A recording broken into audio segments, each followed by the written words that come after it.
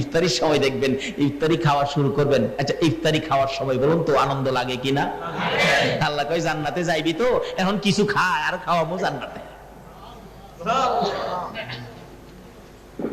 মাপ দিবনি, মাপ দেওয়ার সিস্টেম আছে। আমাদের দেশে যারা রাজনীতি করে দেখবেন দাবি দেওয়া আদায়ের জন্য হরতাল, ধর্মঘট, অবরোধ, গাড়ি ভাঙ্গে, রেল লাইন উঠায়লা, বাস আটকায়লা দাবির লেগা।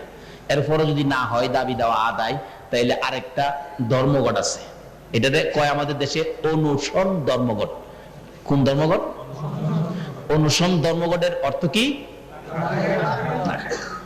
দেখবেন প্রেস ক্লাবের সামনে পত্রিকা বিছাইয়া বড় বড় সাবেরা কাইতিয়ে চিত্তিয়ে পইরা তাহে কই খাইতাম না দাবি না মানলে।